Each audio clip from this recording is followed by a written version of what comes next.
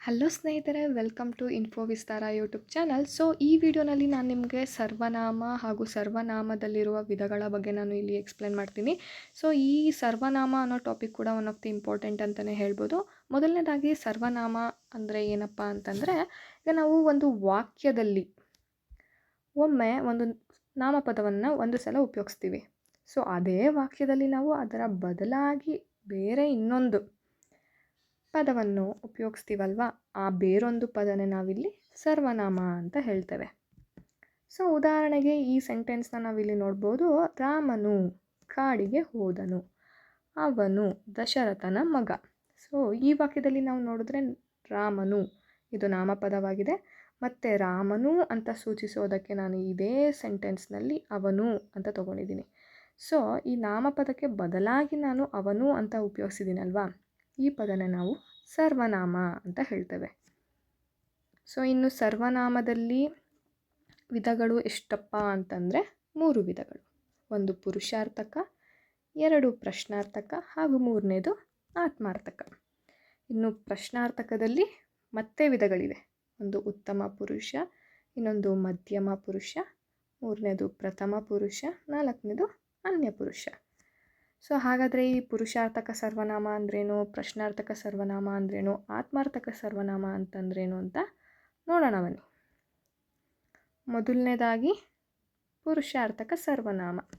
ಇದರಲ್ಲಿ ನಾವು ನೋಡ್ತಿರೋ ಹಾಗೆ ಇಲ್ಲಿ ನಾನು ಏಕವಚನ ಬಹುವಚನ ಅಂತ 2 ಕಾಲಮ್ನ ತೊಗೊಂಡಿದ್ದೀನಿ. ಈ ಉತ್ತಮ ಪುರುಷಕ್ಕೆ ನಾನು ನಾವು, ಇದನ್ನು ನಾವು ಉತ್ತಮ ಪುರುಷ ಅಂತ ಹೇಳ್ತೇವೆ. ಇಲ್ಲಿ ನೀನು ನೀವು, ಇದು ಮಧ್ಯಮ ಪುರುಷದ ಸರ್ವನಾಮವಾಗಿದೆ.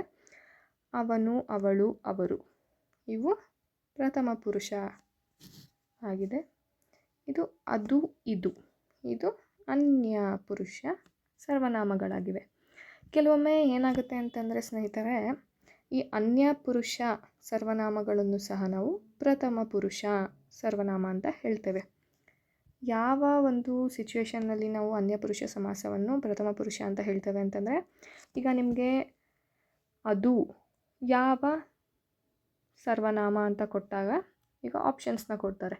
ಉತ್ತಮ ಪುರುಷ, ಪ್ರಥಮ ಪುರುಷ, ಪ್ರಶ್ನಾರ್ಥಕ ಸರ್ವನಾಮ, ಆತ್ಮಾರ್ಥಕ ಸರ್ವನಾಮ ಅಂತ. ಅಲ್ಲಿ ನಿಮಗೆ ಆಪ್ಷನ್ ಅನ್ಯ ಪುರುಷ ಅನ್ನೋದೇ ಸಹ ಕೊಟ್ಟಿರೋದಿಲ್ಲ.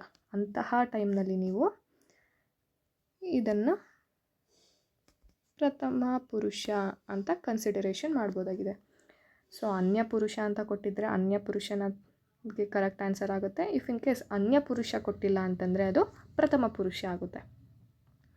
ಇನ್ನು ಪ್ರಶ್ನಾರ್ಥಕ ಸರ್ವನಾಮಕ್ಕೆ ಬಂತಂದರೆ ಇಲ್ಲಿ ನಾವು ನೋಡ್ತಿರ್ಬೋದು, ಹೆಸರಲ್ಲೇ ಇದೆ ಪ್ರಶ್ನೆಯನ್ನು ಸೂಚಿಸುವುದು. ಈಗ ಏನು, ಯಾರು, ಯಾರಿಗೆ, ಯಾವುದು ಇಂತಹ ಸರ್ವನಾಮಗಳು ಪ್ರಶ್ನೆಯನ್ನು ಸೂಚಿಸುತ್ತೆ. ಇಂತಹದನ್ನ ನಾವು ಪ್ರಶ್ನಾರ್ಥಕ ಸರ್ವನಾಮ ಅಂತ ಹೇಳ್ತೇವೆ.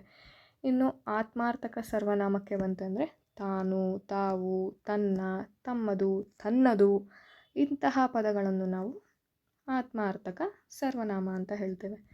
ಇದಷ್ಟು ಕೂಡ ಸರ್ವನಾಮಗಳ ಬಗ್ಗೆ ಆಗಿತ್ತು.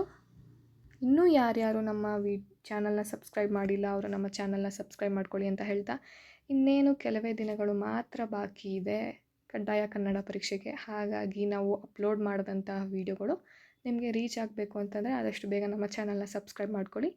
ಧನ್ಯವಾದಗಳು.